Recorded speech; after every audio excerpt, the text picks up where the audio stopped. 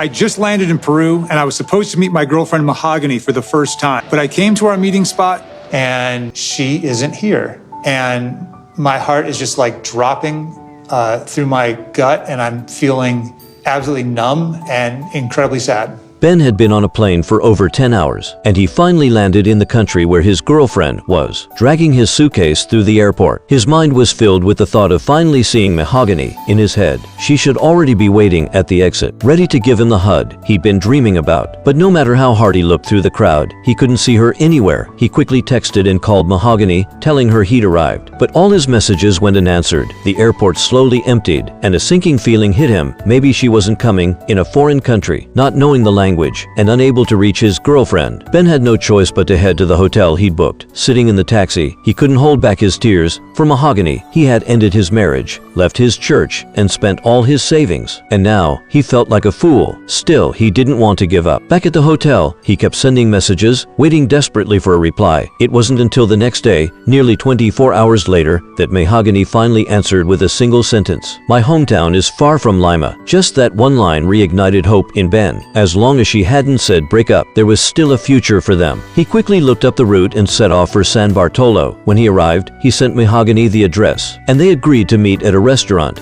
at 8 p.m. Ben was there on time, but he ended up waiting alone for 45 minutes. People kept glancing at the awkward American sitting by himself. He rubbed his hands nervously, head down, wondering if he'd been tricked again. Then just when he was about to lose hope, Mahogany appeared. She looked different from her photos, older, more mature. Ben froze for a second, but then rushed forward and hugged her. After all, this was the woman he'd been longing for day and night. Mahogany explained why she was late. Her father didn't trust Ben and had kept her locked at home, but she snuck out because she didn't want to regret missing him for the rest of her life. Ben believed her immediately and eagerly made plans to see her again the next day.